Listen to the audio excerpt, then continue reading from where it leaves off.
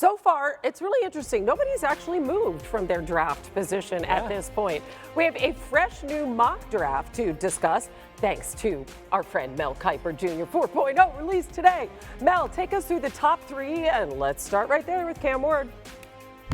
And we've seen this before with Joe Burrow, 5th-round pick going into his final year, goes number 1, right? Baker Mayfield, 3rd-round pick, goes number 1, and Cam Ward, same type of thing. 3rd round, goes to Miami with talent around him. Think about Elijah Arroyo, a tight end, Xavier Restrepo catching those passes, and Cam Ward benefiting from that talent from the standpoint, maintain your creativity, but don't be as reckless and as careless. Got more time to throw the football, and he took maximum advantage of that. Then you go to number 2, and this is the tricky one because it could be Abdul Carter, could be Travis Hunter. I'm going Hunter, the wow factor, particularly on offense. They need juice, they need explosiveness, they need a guy who can create touchdown opportunities, and Travis Hunter can do that and prevent touchdowns and drives to end quickly on the other end as a lockdown corner. So, hey, it's 2 for the price of 1 with Travis Hunter. That's why he goes 2nd overall ahead of Abdul Carter, who goes 3 to the Giants. They have Thibodeau, they have Burns, but remember, Abdul Carter played off ball first 2 years at Penn State. This year unleashed off the edge, doubled his sack total, doubled his tackles for loss numbers. He can do anything you need to do. Inside, outside, he is a guy who is a fear factor player getting after the quarterback for the Giants. And then they can look to quarterback, as can Cleveland, maybe early in round 2.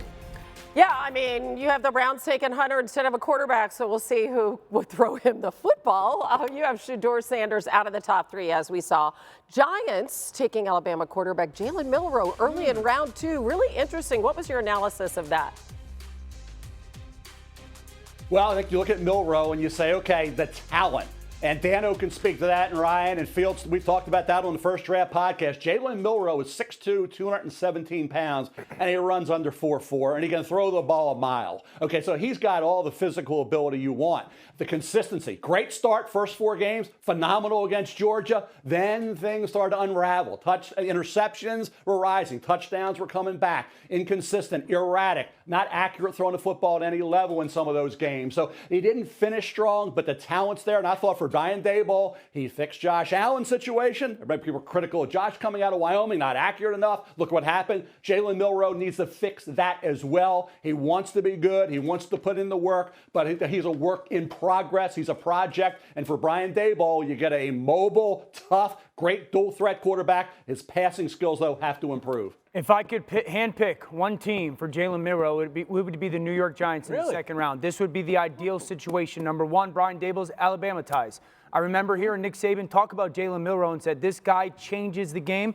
I remember Brian Daboll talking about how Nick Saban told him the number 1 guy he could not stop in college over the past couple of years was Jaden Daniels. Number 2, and Mel hit it, the impact he'd had with Josh Allen, but mainly the quarterback run, and that gets me to point 3, which is desperation. They're desperate. And if it comes to a point this season where Brian Daboll and Joe Schoen are like, hey, we need to do something to keep our jobs, I just sit there and go, if you got Jalen Milroe, you can go full Lamar Jackson rookie mode, where here comes 15 times a game. Because this young man, while he's improving as a passer, is an absolute rocket ship with the ball in his hands.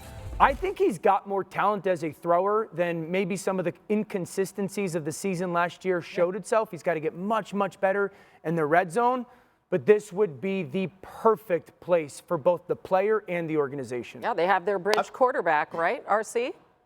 Yeah, I mean, but that's the piece of it too, right? It's the consistency. You know, Mel and I were on TV this morning along with Field, and we were just saying, like, you pop on some of the tape and you're like, oh my God, like this guy's a top 10 pick. You go to the Georgia game this year, you go to some of those games down the stretch last year, Nick Saban's last year, you're like, okay, this dude can really do it. And coming into this season, you were excited about all of that talent because this is what it looks like now in this league. A rocket arm, a big body, 4.3 speed, being able to do both things and put defenses in a conundrum. But he didn't do enough last year to say, okay, you can be a sure thing. Now you have Russell Wilson in the building. You have Jameis Winston in the building. These are guys that he can learn professionalism from. These are guys that he can learn the game from, adapt to the NFL locker room. And I believe if you can get him to be slightly more consistent, which we've seen Brian Daboll do with Josh Allen, you can have yourself a player. But it is a project. Yeah, but without the pressure of having to start right away, that's key. So this is really interesting. Yeah, because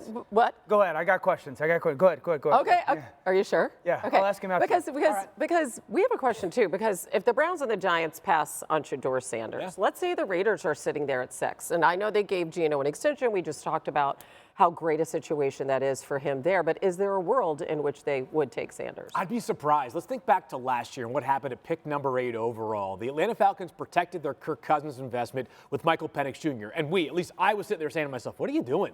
You just signed Kirk Cousins to a $100 million investment. It turned out the mistake wasn't taking Michael Penix Jr., it was signing Kirk Cousins in the first place. I feel a whole lot different about Geno Smith in Las Vegas than I do in Kirk Cousins in Atlanta. I think Geno's got a lot of good football ahead of him. And what's best case scenario if you draft Shedeur Sanders? He plays in year 3, so you've given Geno Smith $80 million over the next 2 seasons, which is probably fine, but not good enough to earn that 3rd year. Meanwhile, Shedeur has to wait 2 seasons to even see the field for a team that this upcoming week 1 will have the oldest coach in the history of the NFL. I think that's an indication they would like to get this thing on track sooner than later. I'd rather get some immediate return on my investment. You can make the case for both the Giants and the Raiders when it comes to Shedeur Sanders. It's a worthy conversation. I would expect them to have it.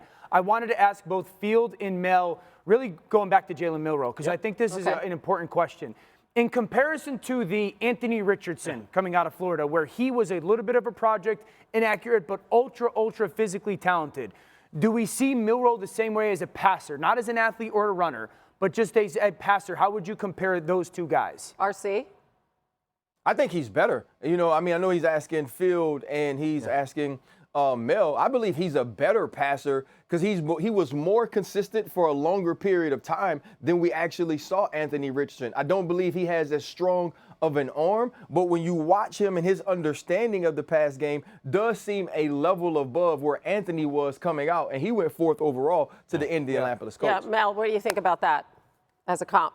I'll tell you what, they both are they're tempting. Because when you see them at their best, it's a wow. Because they can do everything. I mean, you look at Jalen Milroe in that Georgia game, the way he can run, he's a tough guy to handle. And his arm strength to get the ball at any point on the field. But seeing the field, maximizing everything that you're seeing from that standpoint, processing, and then getting the ball accurately to that receiver who can do the best he can after the catch is something he needs to work on. But the skill set is perfect. And the same thing with Anthony Richardson. Now, Milroe didn't progress. I got off to that great start, and then he kind of just, I wouldn't say faded, but it was just that erratic performance after erratic performance, and it wasn't fixed. It came up time and again, and that's why there was that pause to say, boy, I can't put him at 15, 20 on the board. I got to put him at 35, 40, 50. So that's where we are with Jalen Milroe. Developmental quarterback, you can use him right away because he can run like the wind. This guy is a dynamic dual threat right away. This probably sounds damning for Jalen Milroe, given how the first 2 seasons of Anthony Richardson's career have played out. But I actually would pick Anthony Richardson. I think I saw a little bit more of the intermediate passing game upside for Anthony and a bit more of like a loose and live arm for Anthony as opposed to Jalen. The looseness. So much of his big play threat is either running the football or just 50-yard seeds down the field, which in time you can certainly develop more. But I think that's why the conversation is more towards the 2nd round than the 1st round for Jalen. Can somebody just throw touchdowns for the Giants? I mean, they haven't had a 20-touchdown season. Hey, you know what? That's a great debate, since though. 2019. 20? You Think said about 20? that. Just 2019. 20 games. That's crazy.